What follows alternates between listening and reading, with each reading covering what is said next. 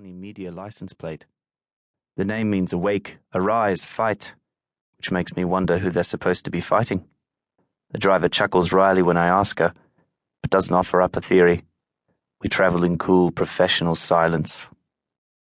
Although my hand itches for my camera, I manage to restrain myself as we pass between the rows of filter trees lining Vukani's driveway, sucking up sunlight and the buffeting wind to power the building. You don't see filter forests much, or at least I don't. They're too expensive to maintain outside the corporate havens.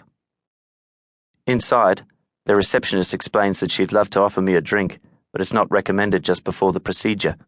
Would I like to have a seat? And delay will only be a minute. And would I mind checking my camera and any other recording devices? I don't have to worry about my phone. They've got app blockers in place to prevent unauthorized activity. I reluctantly hand over my Leica Zion, and after a moment's hesitation, the Nikon too. It's got half my exhibition on there, I say, indicating the F2. Of course, don't worry. I'll stash it in the safe, she says, against a backdrop of awards, gold statuettes of African masks and perspex loweries with wings flung wide. I take a seat in the lounge feeling naked without my cameras, and then Andile arrives in a fluster of energy and hustles me towards the lift. He's got the kind of personality that precedes him, stirring up the atoms before he even enters the room. There she is, right on time, babes. He honestly speaks like this.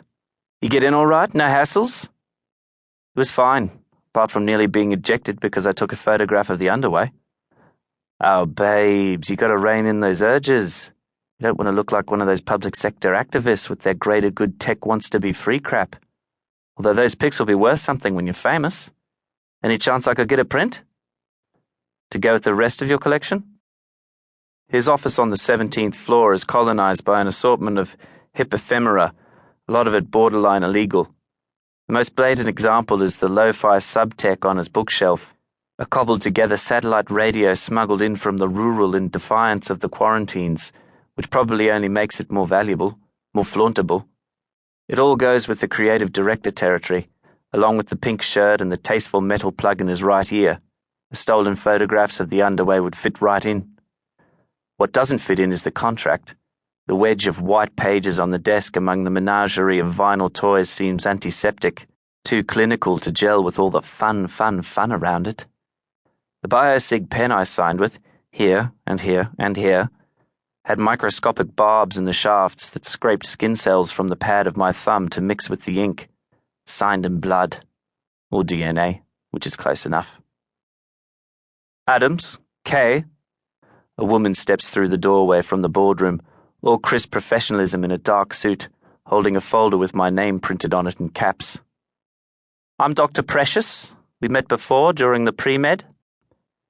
Through the floor-to-ceiling windows behind her, the southeaster bunches and whirls the clouds over Table Mountain into candy floss flurries. Spookasem in the local. Ghost's breath. Can you roll up your sleeve, please? She's already prepping the auto-syringe. Dr. Precious is here on call. Even ad agencies with big-name biotech clients on their books don't tend to have in-house doctors. Andile claims it's because the labs are so impersonal, babes.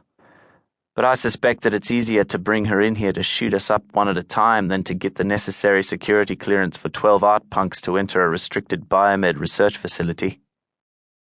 Not that the rest are art punks necessarily. All Andile will say is that they're hot talent. Young, dynamic, creative, on the up, the perfect ambassadors for the brand. You know the type, babes, he said in interview number 1, when I was sitting in his office still reeling from the purgatory of dropping out, my dad's cancer, wondering how I got here. DJs, filmmakers, rock star kids, and you, of course, he winked, only emphasizing that this is all a mistake, that I'm out of their league. All ghosts hipster chosen. But we don't get to mingle until the official media launch party.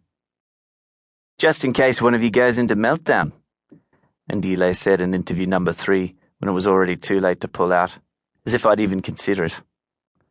Ha ha. Dr. Precious loads a silver capsule like a bullet into the back of the auto-syringe. She's too smooth to be a doctor. She's not worn hollow from the public sector. New outbreaks, new strains.